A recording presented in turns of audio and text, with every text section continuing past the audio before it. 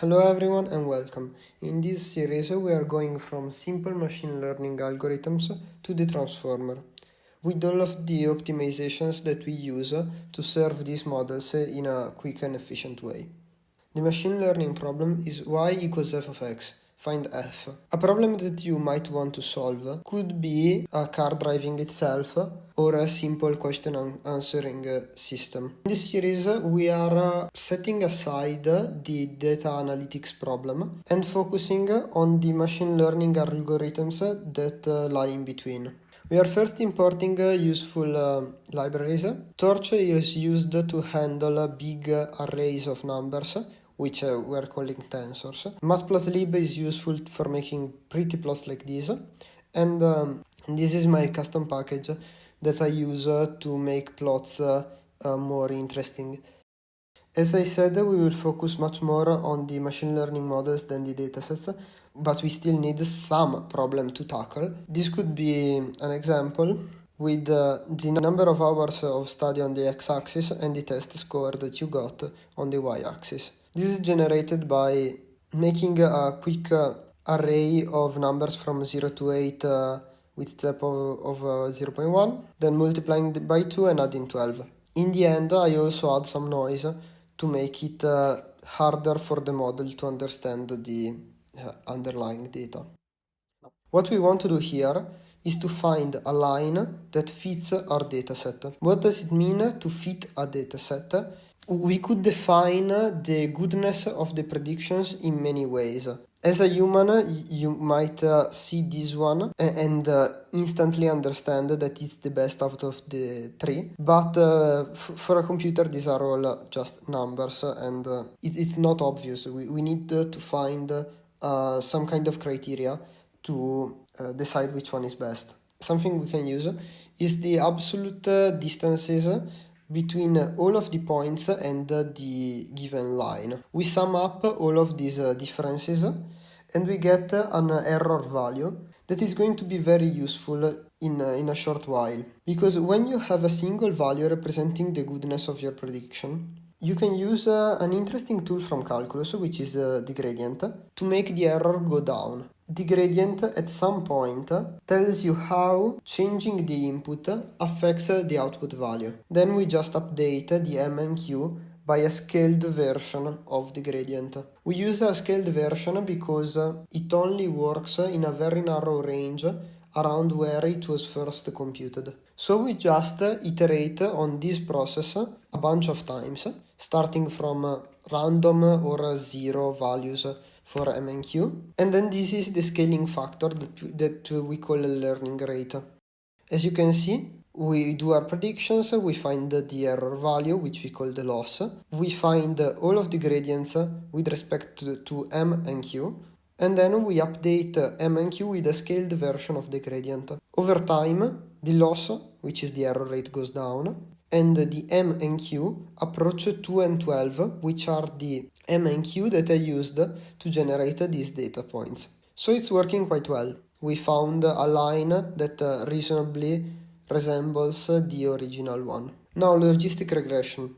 Not every problem looks like a linear regression problem, but you might have to binary classify a bunch of different elements. We will reuse basically the same data set from before and just clumping to one the students that got a grade higher than 18 and 0 for the other ones. So we needed to adapt the model. Instead of modeling a line like we did before, we need to model some kind of probability distribution that goes to 0 at minus infinity and 1 at plus infinity, and at some point, which is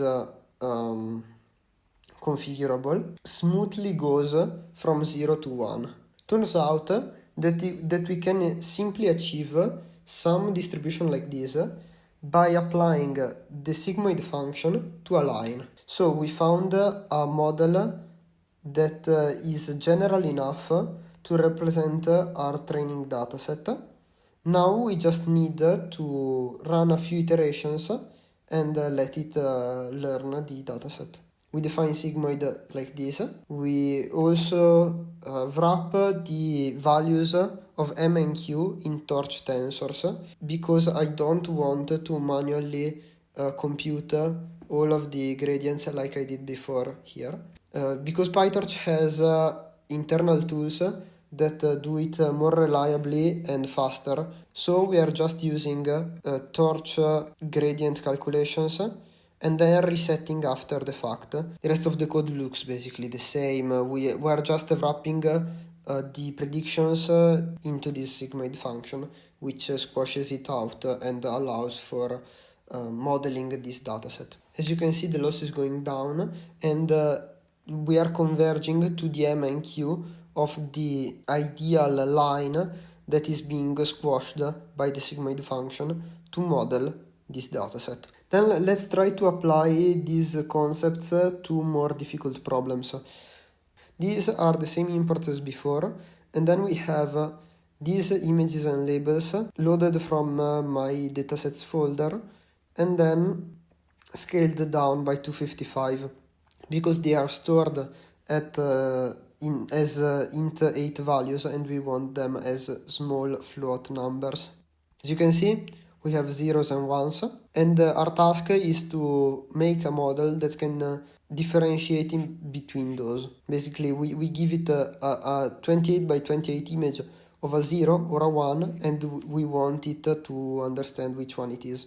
Then we do this pre-processing step, which is flattening out all of those 28 by 28 images into a 784 long vector, which is easier to deal with than a matrix for our task. Then you can think of a logistic regression model that could very easily learn how to differentiate between those by just taking the middle pixel here or here and just training on that. Whenever this pixel is very low, like a 0, it's a 0. Whenever it's a 1, the output is a 1. This would be a very simple system that would work most of the time. But we want something more resilient. So we are taking a different m value for each pixel in the image and then element-wise multiplying each pixel with a different m value and then adding a q in the end. This big element-wise operation is depicted here with this symbol, which is PyTorch syntax for the dot product. For all of those images, we compare the output that goes through the sigmoid to the actual labels. So this is going to tell us if the sigmoid is outputting correctly a 0 or a 1 based on the dot product. And then we do the gradient update. As you can see, after a very small number of epochs, we are getting a very high accuracy. If we take the m values and wrap them out in 2 dimensions, we get something like this. And I find it extremely interesting because this means the model is learning that high values at the center of the frame are highly correlated with the high output values that put in the sigmoid return a 1, while high values around here should be multiplied by -1 so that the result of the dot product is a very negative number that out of the sigmoid becomes a 0. So by multiplying in a clever way the pixels of the images, the model has learned to produce a very high positive or a very high negative value that goes through the sigmoid and gets clumped between 0 and 1. Now very quickly going through what a dot product operation is in linear algebra. This is generally defined as the product of the modulus of the two input vectors multiplied by the cosine of the angle between them. This could be very much simplified into saying that the dot product is basically a similarity operation, which is building a mask like this that gets applied to the inputs and returns a value representing how similar the input value is to the weight value. For very similar images, like this one, you get a very high positive value. For very opposite images, like right here, it's the weights are black and here they are white, so they are very different. They output a very highly negative value. So the dot product is basically a similarity operation. What we are doing right here is passing the whole 8000 images dataset to the model each time. And if you have too many similar examples in the same batch, this is not doing you any useful work. The gradient is already accurate enough. What we can do instead is just take a small batch. The performance is not particularly worse by only training on around 1/8 of the dataset. I forgot to say that we call this architecture the perceptron, where you have a bunch of different inputs and output of one value. Then another thing that we can do to improve the performance of the model, as you can see here, we are not getting 100% accuracy, and it's because sometimes you can have a 1 that's slightly off to the right or the left, and it gets detected as a 0, or maybe you have a 0 that's pretty small and it occupies the same space as the 1. So this is not a bulletproof system. So what we can do is to take a bunch of different feature extractors or perceptrons and put another perceptron at the end of those. So we have this hidden size for the middle layer, and we let this train for a while, and as you can see, it doesn't work. Why doesn't this work? If we take a look at the gradients, they are all 0. And this happens because when you multiply zeros with other zeros, no gradients can flow through. To mitigate this problem, we can initialize all of the parameters as random normal distributions. By also increasing the number of steps, we get some accuracy, but it's not the same as before. What's actually going to help us out is multiplying the random distributions with these constants right here. They work pretty well, but we won't go through why exactly we chose these numbers. Now, looking at the middle neuron activations, as you can see, the model is learning feature extractors of different shapes and sizes, while the outputs look pretty good. They are very accurate and with very high confidence. Now that we have a structure that works pretty well, we can take the whole MNIST dataset of 10 classes. The only little change that we need to do on the training loop is to use cross entropy instead of mean squared error. This is a different cost function that is optimized for multi-class classification.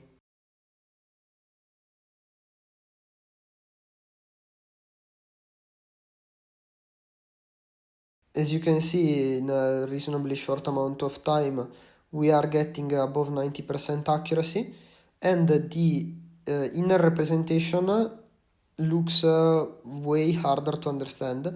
But as you can see here, this is somewhat like a 3. This looks like a 2 with a -0. But the actual predictions are very good.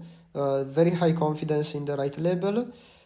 This mid confidence in a wrong label. High confidence correct. This is a 7. This is an 8.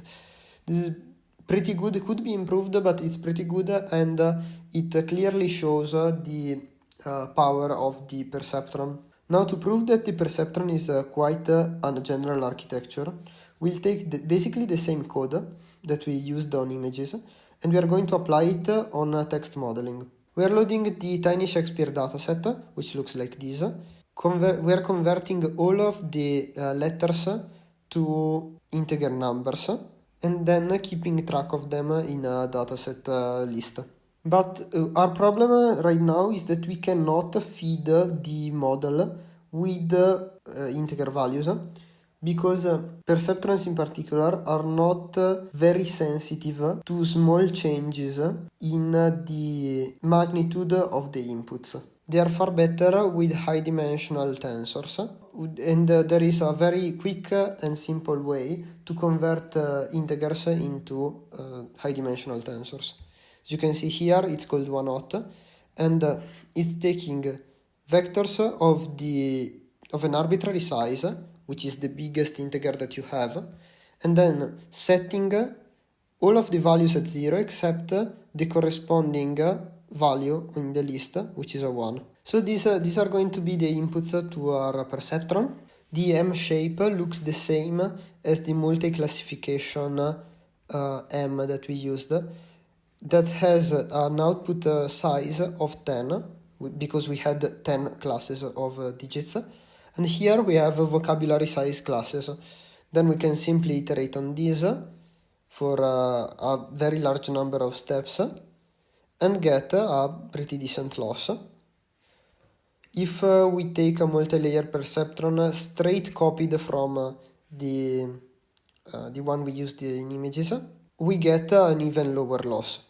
This is the plot, and as you can see, if we were to train it for longer, we would get even better performance. But there is a better way. In reality, we do not use gradients in such a naive way by simply updating each parameter by the gradient times the learning rate, but we use more advanced optimizers that take advantage of many other properties like first and second order momentum to make the learning go faster. One of these optimizers is Adam, and as you can see here, in a very small number of steps we are getting to a very small loss value. In the end, if we take a look at some predictions, they don't really make sense, but you can see some resemblance in the spacing between words and the length of sentences of each row